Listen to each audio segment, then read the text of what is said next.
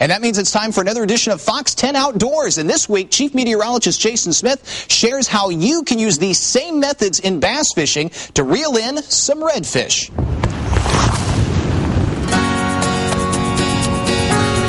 We're just fishing these creeks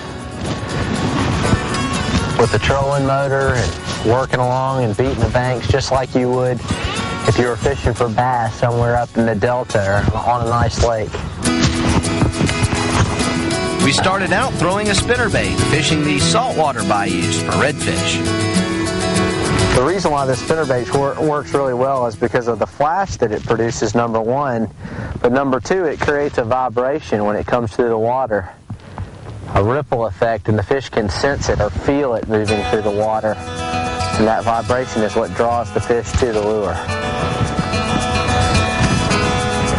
All right. Well, he hit that spinnerbait, didn't he? Yep. Another nice fish here.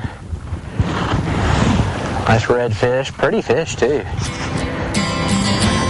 He found that spinnerbait is just going down along the bottom. Yeah. Woo. Yeah. There we go. Fox 10 Outdoors. Nice start to our spinnerbait fishing here in the marsh. Oh boy. Well, we were bass fishing for redfish today. And every now and then you get one of these as a byproduct. Well, look at this flounder. Oh man, what a deal.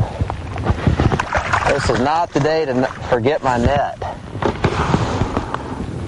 Oh, I was lucky to get that fish in. He was barely hooked.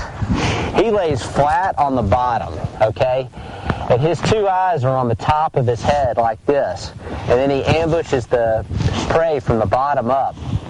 You can see the underside of him is completely white, while the top side of him is dark. And his camouflage and blends in with his surroundings. Yeah, another little red here on Fox 10 Outdoors.